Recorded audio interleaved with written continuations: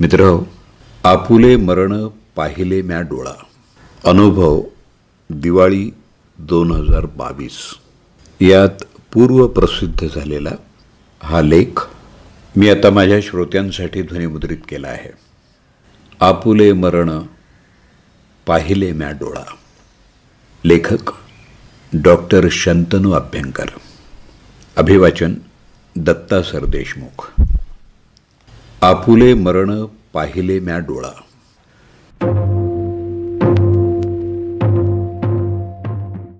त्याचं असं झालं की रोजच संध्याकाळी मला 98-99 असा ताप यायला लागला. मधूनच किरकोळ अंगदुखी वगैरे, बस बाकी काही नाही. ना खोकला, ना सर्दी, ना काही नाही. अशा परिस्थितीत एक शहाणा डॉक्टर जे करतो तेच मी केलं. परिस्थितीकडे साफ दुर्लक्ष करून आज क्रोसिन खा, उद्या कॉम्बिफ्लान खा, असं करून काम करत राहिलो. होता होता 15 दिवस झाले. रोज किंचित ताप येणार, अंग दुखणार, असं चालूच राहिलं. आता थकवा जरा जास्तच जाणवू लागला. मी स्वतःला विविध तपासण्यांच्या चरकातून पिळून काढला. काहीही रसनिष्पत्ती झाली नाही. माझ्या ताप स्पेशालिस्ट मित्राला विचारलं तर तो म्हणाला, अशा परिस्थितीत तू तुझ्या पेशंटला काय देतोस? 5 दिवस अँटीबायोटिक देतो, मग तू पण तेच खा, असं म्हणत त्यांनी माझा सल्ला माझ्या गळ्यात मारला. मग रितसर अँटीबायोटिक खाणं झालं. काहीच फरक पडला नाही. मग उरलेल्या काही तपासण्यांच्या चरकात जाणं झालं. पुन्हा सगळे रिपोर्ट नॉर्मल, पण त्यात रिकेट्शिया नामे आजाराची एक धूसर शक्यता दिसून आली. मग त्या कारणे डॉक्सिसायक्लिन खाणं झालं, पण उपयोग झाला नाहीच. होता होता 1.5 महिना उलटला होता. एके दिवशी सर्व शक्ती पणाला लावूनच मला ऑपरेशन उरकावी लागली आणि पुढं OPD बघायला अंगात त्राणच उरला नाही. काही दिवस शांत असलेला तापही आता 100पर्यंत चढला. आता मात्र याचा काय तो सोक्षमोक्ष लावायचाच असं ठरवून जणू सर्वसंग परित्याग करून मी नेसत्या वस्त्रानिशी घराबाहेर पडलो आणि एका बड्या इस्पितळात माझ्या वर्गमित्राच्या देखरेखीखाली दाखल झालो. त्याने पहिली गोष्ट काय केली तर माझ्या सगळ्या तपासण्या पुन्हा करायला लावल्या. मी त्या निमूटपणे केल्या. गावातल्या रिपोर्टवर तो भरोसा ठेवू शकत नव्हता. ते साहजिकच होतं. गावातल्या लॅब प्रमाणीकरण झालेल्या नव्हत्या. त्यासाठी लागणारा पैसा, मनुष्यबळ तिथं नव्हतं आणि याचं महात्म्य समजून त्याची किंमत देऊ करतील असे पैसेवाले पेशंटही नव्हते. भारतातला मी डॉक्टर आता इंडियात आलो होतो आणि इंडियाचं ऐकणं भागच होतं. पण इथंही तीच रड. तपासण्याही सगळ्या नॉर्मल, काही म्हणता काही दोष नाही. रिपोर्टही जैसे थे आणि तक्रारीही जैसे थे. मला मानसिक आजार तर नाही ना अशी शंका त्याला आली असणार. पण ताप तर थर्मामीटरवर दिसत होता आणि अंगदुखी, थकवा माझ्या चेहऱ्यावरच दिसत होता. पण मी आणि आता तोही इरेला पेटलो होतो. 1.5 महिना होत आला होता. 1.5 महिना सौम्य ताप आणि अजूनही निदान नाही, ही आव्हानात्मक परिस्थिती होती. एका ताप स्पेशालिस्टनंही तपासलं. त्यानं तर एखाद्या होमिओपॅथिक डॉक्टरच्या उत्साहानं माझी तासभर मुलाखतच घेतली. मी कोणता जगावेगळा ज्वरबाधित पेशंट तपासला का? मला उंदीर, कुत्रा, पोपट, माकड असे काही प्राणी चावले होते का? गोगलगाई, ऑक्टोपस असं काही अभक्ष्य भक्षण केलं होतं काय? 7 समुद्रापार कोणत्या सरोवरात मी पोहायला गेलो होतो का? सप्तपर्वतांच्या पार कोणत्या गुहेत शिरलो होतो का? स्वर्गातली, ज्वाळातली अथवा पाताळातली भासावी अशी कोणी अप्सरा, यक्ष किंवा किन्नर माझ्यावर फिदा झाल्याचं स्मरतं का? असे त्याचे प्रश्न ऐकून मी GNच्या कथेतला शापित नायक आहे असं मला वाटायला लागलं. पण सगळा नान्नाचा पाढा. आता TB आणि काही प्रकारचे blood cancer, thyroiditis, एंडोकार्डायटिस, auto immune असे मातब्बर आजार असू शकत होते. मग त्या तज्ज्ञांना मला नजर करणं झालं. त्यांनी काही तपासण्या करणं झालं. त्यांनीही नेती म्हणून झालं. रिपोर्ट नॉर्मल आहेत याचा अर्थ काहीही आजार नाही. आजवरचे सगळे पैसे आपले वाया गेले. डॉक्टरने आपल्याला उगीचच लुटलं असा विचार न करता रिपोर्ट नॉर्मल आहेत याचा अर्थ आजवरच्या तपासण्यात न दिसणारा असा काहीतरी आजार आहे हे आम्ही मनोमन ठरवलं. मी आणि माझी पत्नी डॉक्टर असल्याचाही थेट फायदा झाला. अधिकाधिक तपासण्या करण्याचा, महाग असूनही त्या करायचा आम्ही आग्रह धरला. तो मानला गेला. आपल्याला जे होतंय ते किरकोळ नाही, काहीतरी वेगळं आहे ही जाणीवही मला मनोमन होत होती. निव्वळ अशक्तपणामुळं मी माझे पेशंट सोडून घरी कधीच राहिलो नव्हतो. यावेळी मात्र तसं घडलं आणि मी या सुतावरून स्वर्गच गाठला म्हणा ना. आता पेट सिटी नावाची तपासणी करायची ठरली. ही एक अत्याधुनिक तपासणी. आधी मला एक किरणोत्सर्गी औषध टोचलं गेलं, मग बाटलीभर पाण्यातून ते पाजलं गेलं. काही वेळात ते शरीरभर पसरलं. मग पेट सिटी करून शरीराचे बारीक बारीक छेद घेत फोटो घेतले गेले.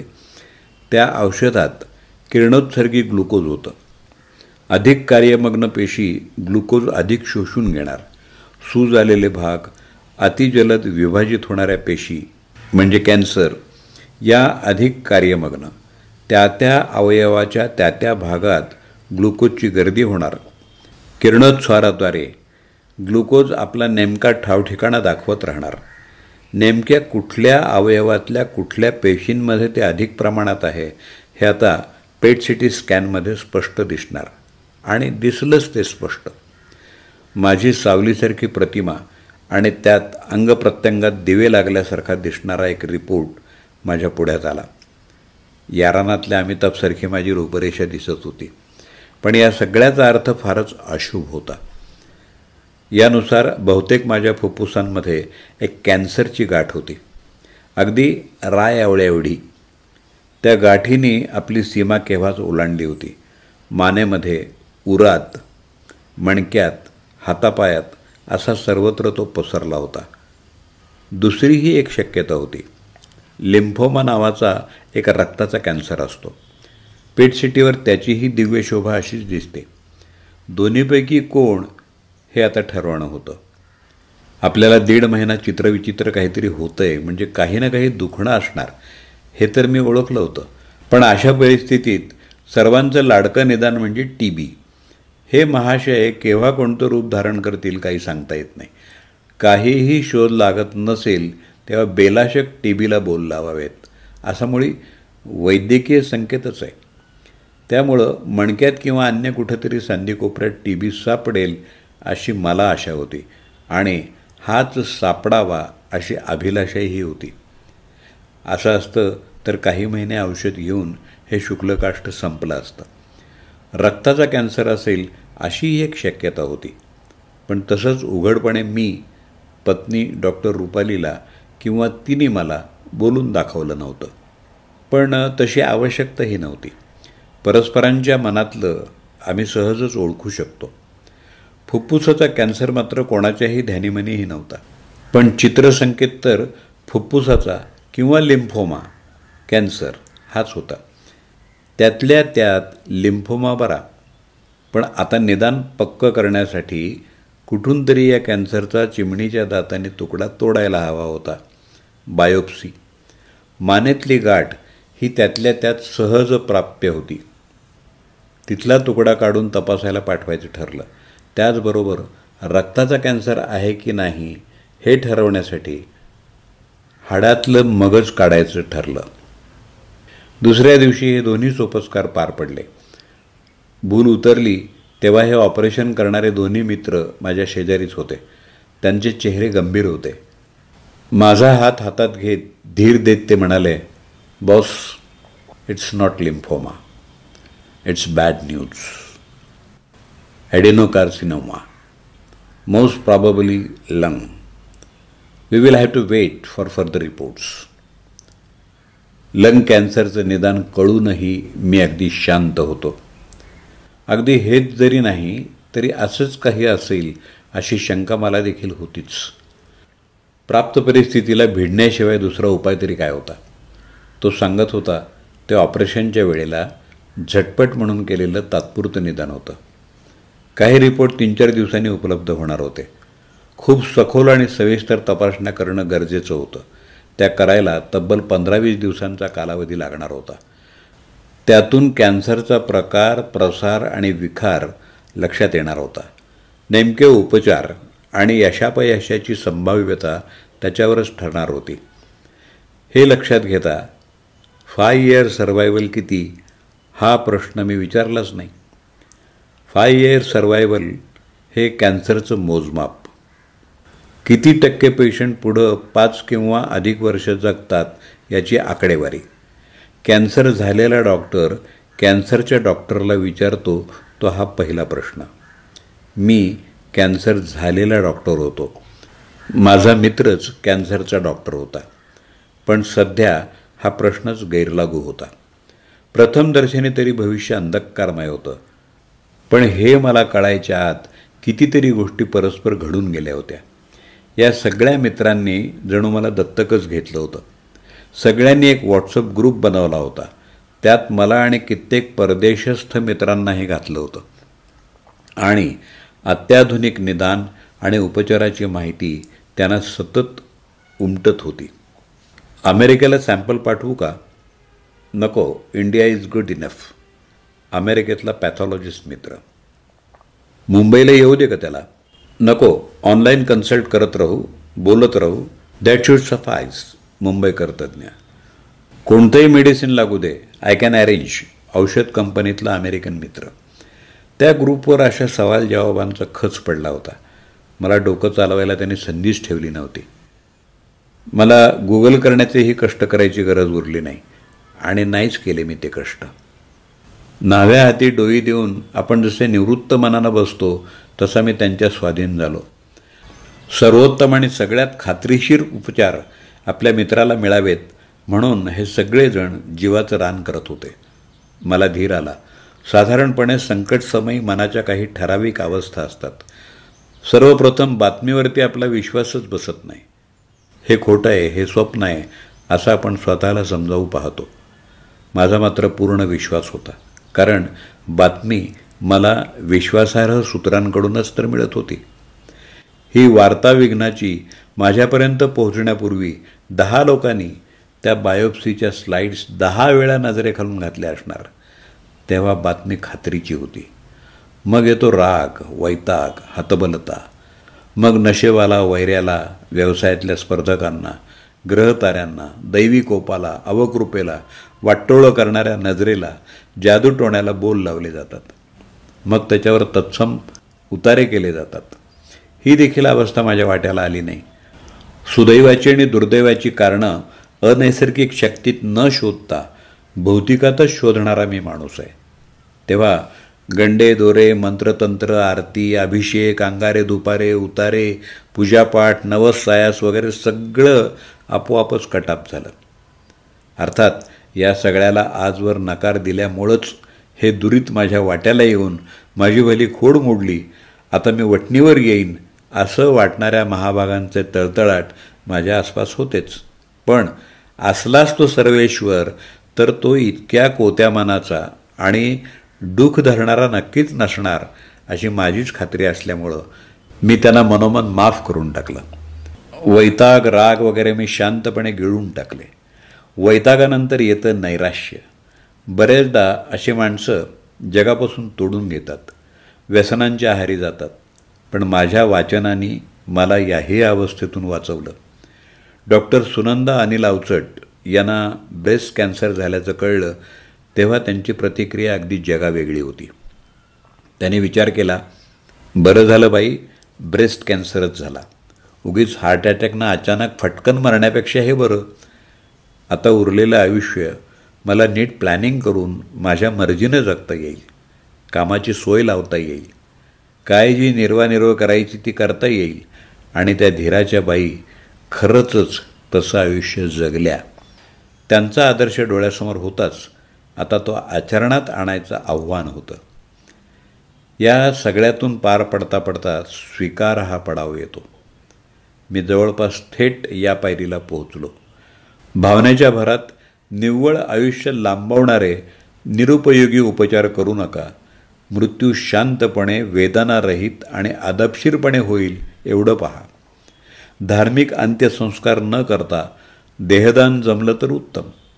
कदाचित मी हे खूप लवकर लिहित असेन, पण मन आणि मेंदू थाऱ्यावर असतानाच हे लिहायला हवं. मृत्यूबद्दल आपण सहसा बोलत नाही, पण या 3 गोष्टी तरी तुम्हाला माहीत हव्यातच. अशी एक पोस्ट मी त्याच दिवशी उत्तर रात्री बायको आणि मुलांना पाठवली. मला खूप हलकं हलकं वाटलं. पोस्ट वाचून मला समजुतीच्या 4 गोष्टी सांगायला भल्या पहाटे सगळे माझ्याभोवती गोळा झाले. माझा आश्वासक आणि शांत स्वर ऐकून वातावरण जरा निवळलं. मग मृत्यूबद्दल आम्ही खूप गप्पा मारल्या. किती जगला हे महत्त्वाचं आहेच, पण कसा जगला हे अधिक महत्त्वाचं आहे. शरीराशिवाय मनाला, इच्छा आकांक्षांना वेगळं अस्तित्व नाही. तेव्हा आत्मा, भूत या सगळ्या बाता आहेत. शरीर आणि त्याचं कार्य हे अणुरेणूच्या काही विशिष्ट रचनेनं साध्य झालेलं आहे. अशी सुघटित रचना अनैसर्गिक आहे. हे थर्मोडायनामिक्सच्या दुसऱ्या नियमाच्या विरुद्ध आहे. तेव्हा मरण आणि विघटन हे निसर्गाच्या जवळ जाणं आहे. असं जरी असलं तरी अकाली मरणानं आर्थिक आणि भावनिक नुकसान मात्र अमाप होतं. त्याची तयारी करायला हवी. असं आम्ही बरंच काही बोलत बसलो आणि त्या दिवशी मुलाचा वाढदिवस होता. हॉस्पिटलमध्येच आम्ही तो साजरा केला. त्याला शुभेच्छा देताना मात्र मला भडभडून आलं. आम्ही चौघांनी मनसोक्त रडून घेतलं. मुलामुलीच्या कार्यकर्तृत्वाला आकार द्यायला, ते कौतुकायला आता मर्यादा आहे. पत्नीला नाती चरामी म्हणून दिलेलं वचन आता मला पाळता येणार नाही, ही विषण्ण जाणीव सगळ्यांना व्यापून राहिली आणि अंतर्मुखही करून गेली. या परिस्थितीतला सगळ्यांच्या मनात उगवणारा प्रश्न म्हणजे मीच का? हे भोग माझ्याच वाट्याला का आले? मी असं कोणाचं काय वाईट केलं आहे? पण हा प्रश्नच फिजूल असल्याची माझी वैचारिक बैठक असल्यामुळं हाही प्रश्न मला पडला नाही. जगात भल्या लोकांचं भलं होतं आणि वाईटांचं ताबडतोब वाईट होऊन फिट्टामफाट केली जाते, असा दैवी न्याय अस्तित्वात नाही. नाहीतर पोलीस आणि न्यायालय कशाला लागली असती? आपल्या आजाराची कारणं आपण स्वतः, आजाराचे कारक घटक आणि परिसरातले कारक घटक यामध्ये शोधायचे असतात. ही तर आधुनिक वैद्यकीची प्राथमिक बैठक आहे. हा कॅन्सर काही कोण्या जंतूमुळं होत नाही आणि कॅन्सर होण्याएवढ्या बिड्याही मी ओढल्या नाहीत. अन्य व्यसनही मला नाही. डायबेटीस, ब्लड प्रेशर या गोष्टीही मला नाहीत. कॅन्सरचा प्रसाद मिळावा अशा वातावरणातही मी कधी नव्हतो. तरीही मला कॅन्सर झाला याचं कारण स्पष्टच आहे. तसंच हे सगळं करूनही कॅन्सर न होणारे काही लोक आहेत. तसंच एकही व्यसन न करता कॅन्सर होणारे काही आहेत. त्यातला मी. व्यसन आणि कॅन्सर यांचं नातं निव्वळ संख्याशास्त्रीय शक्यता दर्शवणारं आहे. इतकं साधं, गंगोघासारखं नितळ एक्सप्लेनेशन उपलब्ध असतं. पापाची टोचणी आणि पुण्याची मोजणी हवीच कशाला? राहता राहिले माझ्याच जनुकीय कुंडलीतले काही वक्री ग्रह. यांनी माझ्याच पेशींमध्ये दुराचार करा असे संदेश पेरले असणार. या दुराचारी पेशींना वेळीच अटकाव करणं शक्य झालं नसणार. परिणामी या पेशी वाढत जाऊन आतून माझं शरीर पोखरत होत्या. मीच का? हा प्रश्न विचारून हाती फारसं काही लागणार नव्हतं. पण या वाममार्गे पेशींची जनकीय कुंडली मांडून नेमके उपचार करता येतील अशी एक शक्यता होती. माझा मित्र मला तेच सुचवत होता. नव्या तंत्रज्ञानानं काढलेल्या तुकड्यावर जनुकीय तपासण्या, नेक्स्ट जनरेशन सिक्वेन्सिंग शक्य होत्या. त्यानुसार त्या पेशीत नेमके कोणते जनुकीय दोष आहेत हे समजणार होतं. यातल्या काही दोषांवर नेमकी दोषहारक औषधं उपलब्ध होती. ती इतकी नेमकी आणि लक्ष्यभेदी होती की इतर पेशींना ती जराही दुखापत करत नाहीत. त्यामुळं त्यांचे साईड इफेक्ट जवळपास नाहीतच. कधीकधी फक्त एका गोळीवर काम भागतं, पण ही गोळी रोज आणि आयुष्यभर घ्यावी लागते. नव्या औषधांच्या वरदहस्तानं पेशंट पुन्हा पूर्ववत आयुष्य जगू शकतो. पण हा रिपोर्ट यायला 3 आठवडे लागणार. माझ्या बारीक तापामागं आणि अंगदुखीमागं हा अंगभर पसरलेला कर्करोग हे कारण होतं तर. पण तोपर्यंत काही विशेष न होणाऱ्या मला त्याच रात्री कर्करोगाचा पहिला फटका बसला. प्रचंड पाठदुखी सुरू झाली. मणक्यात पसरलेल्या कॅन्सरचा हा प्रताप. ह्या प्राणांतिक वेदनेचं वर्णन पुस्तकात वाचून ठाऊक होतं, पण अनुभव पहिलाच. काही केल्या माझी तळमळ कमी होईना. पाठोपाठ 4 प्रकारची औषधं झाली. शेवटी मॉर्फिनची मात्रा लागू पडली. मित्र म्हणाला, तुला एवढा त्रास होतोय तर आपण कॅन्सरविरोधी नेहमीची केमोथेरपी चालू करू. नेमका रिपोर्ट आल्यावर नेमकी औषधं सुरू करता येतील. अर्थात मी त्याला राजी झालो आणि केमोथेरपीचा पहिला डोस प्राप्त करता झालो. त्या दिव्यातून पार पडताच मला बरंच बरं वाटू लागलं. ताप गेला, अंगदुखीनं अंग काढून घेतलं आणि बायकोनं माझ्या खाण्यापिण्याचा ताबा घेतला. अगदी इथे इथे बैस रे मोरा, चारा खा, पाणी पी या चालीवर तिनं सेवा सुरू केली. त्या हॉस्पिटलमध्ये माझे बरेच डॉक्टर मित्रमैत्रिणी कार्यरत होते. मग त्यांच्या भेटी सुरू झाल्या. चमचमीत डब्यांच्या बरोबर खुसखुशीत गप्पाटप्पा आणि खळाळत्या हास्यविनोदाने खोली दुमदुमून गेली. मित्र, मैत्र आणि विनोद याच्या इतका उत्तम इम्युनो बूस्टर दुसरा कुठला नसेल. लवकरच मी पडू आजारी मौज असे ही भारी अशा अवस्थेला पोचलो. तिकडे गावाकडं वेगळंच रामायण चालू होतं. एक चालता बोलता हिंडता फिरता धडधाकट डॉक्टर अचानक अंतर्धान पावला म्हटल्यावर बडे हॉस्पिटल, महागड्या तपासण्या, कॅन्सर अशा अर्धवट माहितीवरून अनेकांनी मला मृत्यूच्या दारात नेऊन ठेवलं. शेवटचे आचके द्यायला लावले. मग त्याच्या दाढेतून मला मागं खेचलं आणि मला उपचारासाठी अमेरिकेला पोहोचवलं. अर्थात चुकीच्या माहितीवर सगळ्यात उत्तम उतारा म्हणजे बरोबर माहिती देणं. मित्रांच्या ग्रुपवर मी सत्यपरिस्थिती कथन करणारी एक छोटीशी पोस्ट टाकली आणि गोकुळवासियांचं शांतवन झालं. कॅन्सर म्हटलं की आता हा माणूस मरणार हे लोकांच्या मनात आहे. खरं तर वैज्ञानिक प्रगतीमुळं पूर्वीपेक्षा आज परिस्थिती खूपच सुधारली आहे. माणसं थोडं अधिक अर्थपूर्ण आयुष्य जगतात आणि मग मरतात. म्हणूनच कॅन्सरचं निदान लपवावं असं मला कधीच वाटलं नाही. उलट माझ्यातला लोकशिक्षक जागा झाला. कॅन्सर जनजागृतीची ही संधी आहे असं मला वाटायला लागलं. आजकाल नटनट्या नाही का आपल्याला डिप्रेशन आल्याचं उजळ माथ्यानं सांगत फिरतात, तसंच हे. याच दरम्यान एकदा सोनोग्राफीच्या दारात मी उभा होतो. माझा नंबर यायचा होता. इतक्यात एक्सरे विभागातून आमचे गाववाले दादा लंगडत बाहेर येताना दिसले. मला पाहताच ते आश्चर्यचकित झाले. त्यांना माझ्या आजाराबद्दल सुतराम कल्पना नव्हती. काय झालं दादा? त्यांचा प्लास्टरमधला पाय पाहून मी विचारलं. त्यांना काय झालं ते मला सहजच दिसत होतं. मला काय झालंय हे मात्र त्यांना दिसणं शक्यच नव्हतं. फ्रॅक्चर झालं होतं. आता बरं आहे. पण तुम्हाला काय झालं आहे? मला ना फुफ्फुसाचा कॅन्सर झाला आहे. स्पष्ट खणखणीत आवाजात मी थेटपणे सांगून टाकलं. माझ्यातला लोकशिक्षक जागृत झाल्याचा हा परिणाम. दादांना जबरदस्त धक्का बसला. कसंबसं त्यांनी स्वतःला सावरलं. नसतं सावरलं तर तिथंच कोसळून त्यांचा दुसरा पायही मोडला असता. त्यांचा चेहरा अगदी कसनुसा झाला. हा प्रश्न आपण विचारला हेच आपलंच चुकलं असा अपराधी भाव दाटून आला. धरणे दुभंगून आपल्याला पोटात घेईल तर बरं असं त्यांना वाटून गेलं असणार. त्यांना काही बोलवेना. मला शुभेच्छा पुटपुटत गडबडीनं त्यांनी काढता पाय घेतला. मी मात्र लोकशिक्षणातला एक महत्त्वाचा धडा शिकलो. समोरच्याच्या मानसिकतेचा विचार न करता दिलेलं शिक्षण धक्कादायक आणि धोकादायक ठरू शकतं. मग समाचार मंडळींचा आणि फोनचा ओघ सुरू झाला. हे बहुतेक सगळे पत्नी डॉक्टर रुपालीनं झेलले.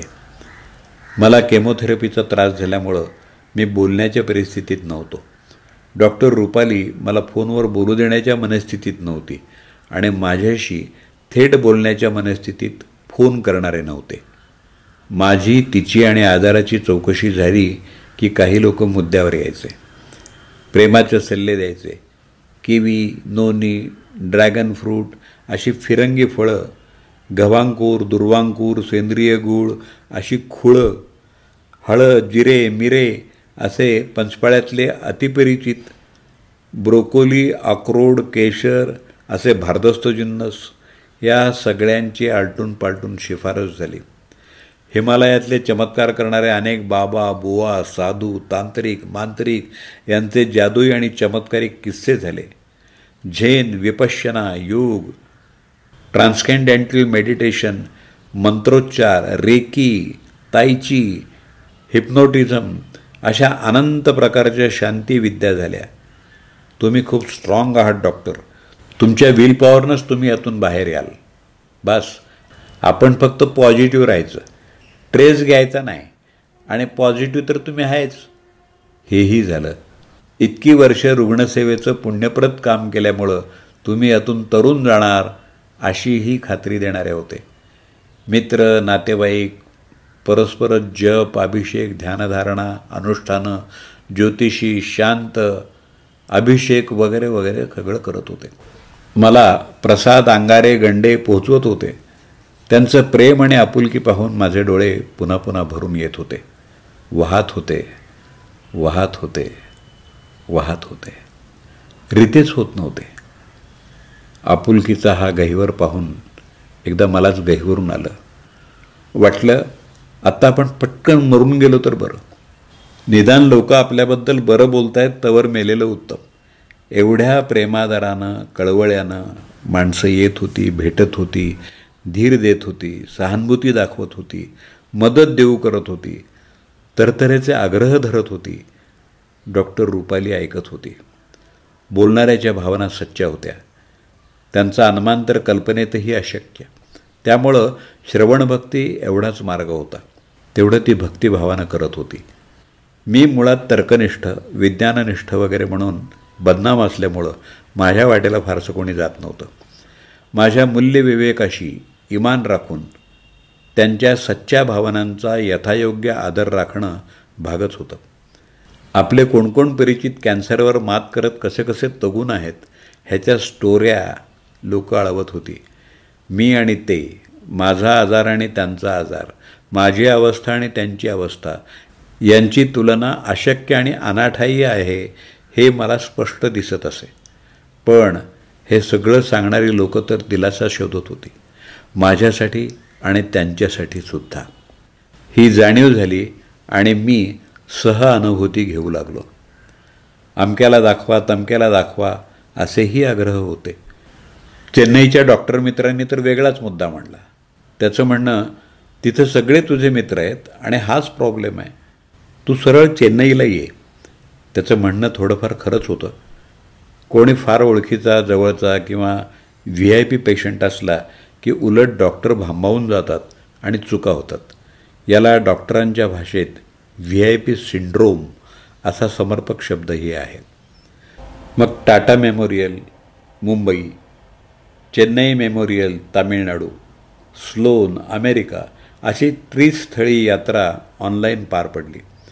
3ही ठिकाणी ओळखी पाळखी निघाल्या. मग अगदी VIP वागणूक मिळाली. मग त्या VIP सिंड्रोमचं काय झालं कुणास ठाऊक.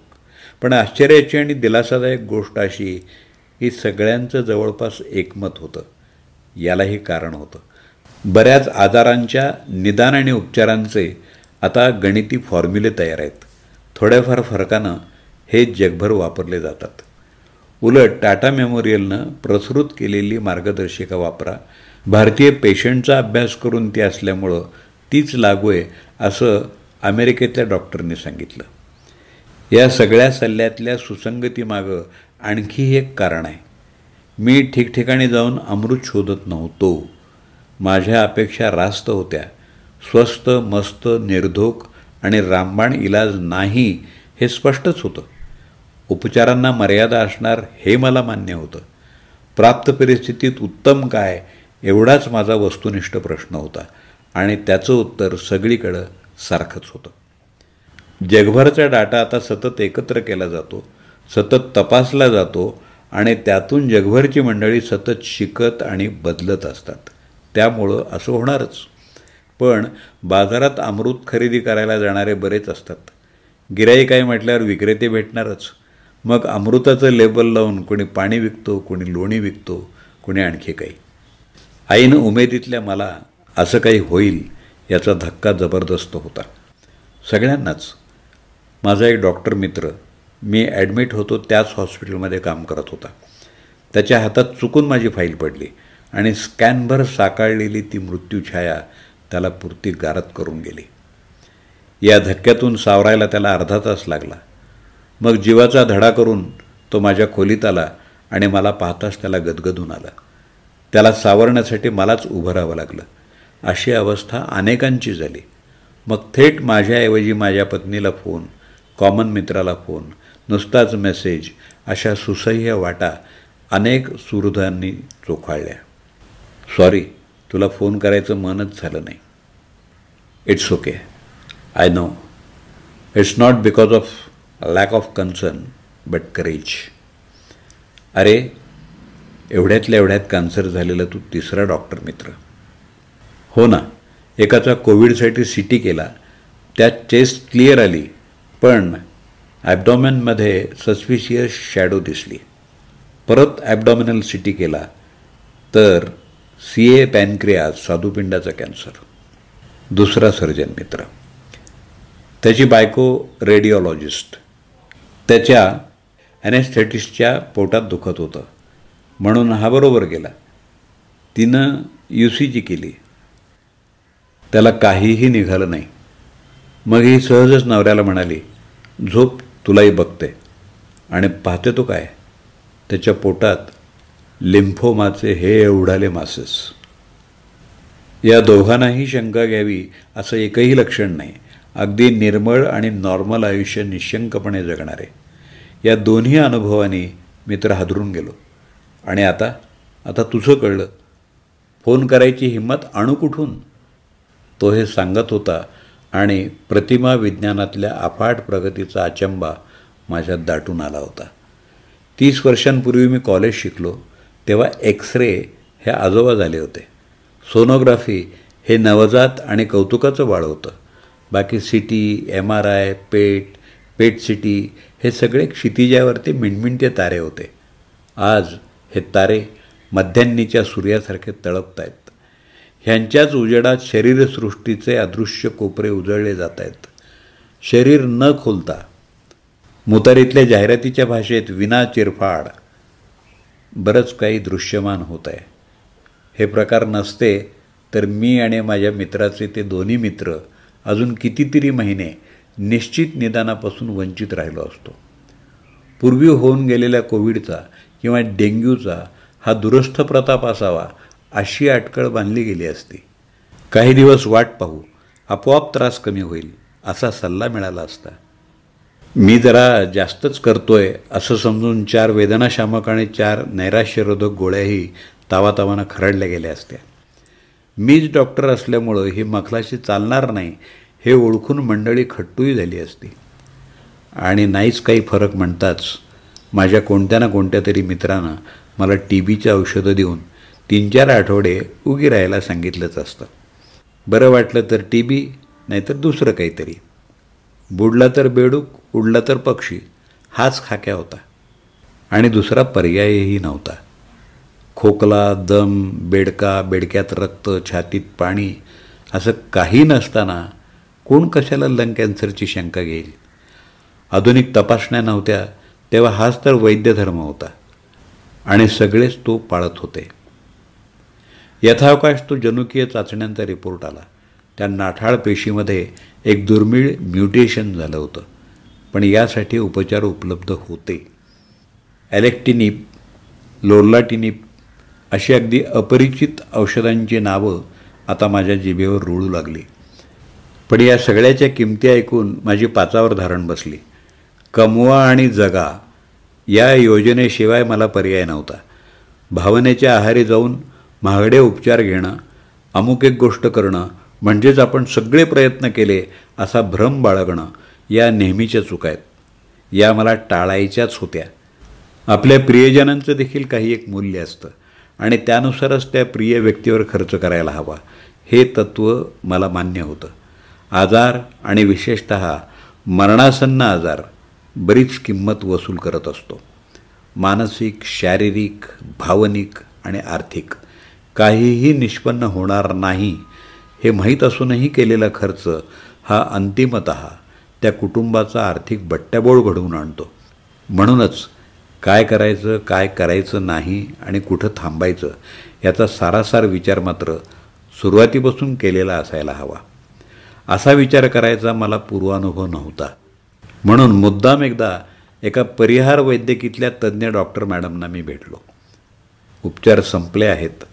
आता मरणोन्मुख अवस्था तेवढी आहे. चित्तात घालमेल आहे, पेशंटच्या आणि नातेवाईकांचेही.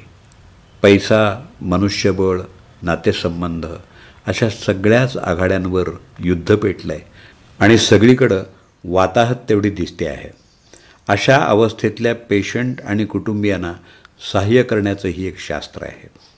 पॅलिएटिव्ह मेडिसिन, परिहार वैद्यक. त्यांच्या याच विषयावरच्या एका उत्तम पुस्तकाच्या निमित्तानं त्यांचा माझा परिचय झाला होता. पण प्रत्यक्ष भेट झाली ती अशा विचित्र परिस्थितीत. मी सध्या तरी मरणोन्मुख नव्हतो, पण आधीच त्यांच्याशी बोलावं असं वाटलं. त्यांच्या पुढ्यात मी काही थेट प्रश्न ठेवले. इथून पुढं 5 इयर सर्वायवल किती आहे हा त्यांच्या प्रांतातला प्रश्न नव्हताच तेव्हा. तुमच्या डॉक्टरने काय सांगितले हा अपेक्षित प्रतिप्रश्न आला. 50%. मी. मग तेच तुमच्या प्रश्नाचं उत्तर. म्हणजे निम्मे रुग्ण 5 वर्षाच्या आतच आटोपतात. हो, मॅडम थेट आणि नेमकं बोलत होत्या. त्यांना पटत तर होतंच, पण आवडतही होतं. उगीच मुळमुळीत चर्चेला काही अर्थ नाही. औषधं 100% खात्रीची नाहीत. औषधं घेऊनही आजार पुन्हा डोकं वर काढतोच. फक्त कधी हा प्रश्न आहे. त्या प्रश्नाचं उत्तर कुणाकडंच नाही. तेव्हा आला दिवस साजरा करायचा हेच धोरण रास्त. महिन्याला लाखो रुपये खर्च करून काय साधणार आहे? माझं उपयुक्तता मूल्य किती ते कसं काढायचं? माझ्यावर इतका खर्च म्हणजे माझ्या कुटुंबियांसाठीचा वाटा मी हिरावून घेतो आहे. अंतिमतः अपेशी उपचारांवर इतका खर्च करण्यापेक्षा न करणं आणि परिस्थितीचा स्वीकार अधिक उत्तम. अगदी बरोबर. पण जेव्हा हे उपचार अपेशी ठरतील तेव्हा. सध्या तरी या औषधाने तुम्ही पूर्ववत कार्यशील होऊ शकाल असं दिसतंय. अर्थात पुढं ही परिस्थिती बदलेल, उपचार निरुपयोगी ठरतील, तेव्हा याचा पुनर्विचार करता येईल. आत्ता तुम्ही उपचार घ्याच. मला कॉलेजमध्ये शिकवलेली आरोग्याची व्याख्या आठवली. जो माणूस सामाजिक किंवा आर्थिकदृष्ट्या उत्पादक काम करू शकतो तो निरोगी. सध्या तरी मी या व्याख्येत बसत होतो. जोपर्यंत या व्याख्येत आहे तोपर्यंत उपचार, त्यानंतर बंद, अशी मी मनाशी खुणगाट बांधली.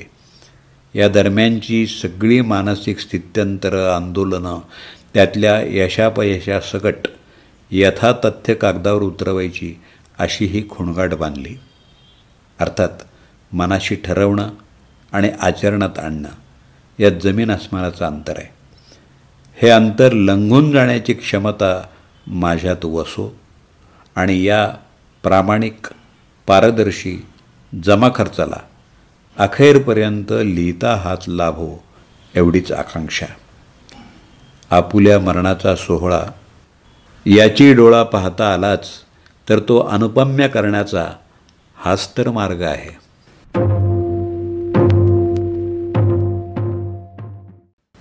आपुले मरण पाहिले म्या डोळा. डॉक्टर शंतनू अभ्यंकर यांचा हा स्वानुभव अनुभव ऑक्टोबर-नोव्हेंबर दिवाळी 2022 यात पूर्वप्रसिद्ध झालेल्या लेखाचं वाचन आत्ताच आपण ऐकलं. सौजन्य जयंत एरंडे. अभिवाचन दत्ता सरदेशमुख. 8329730186.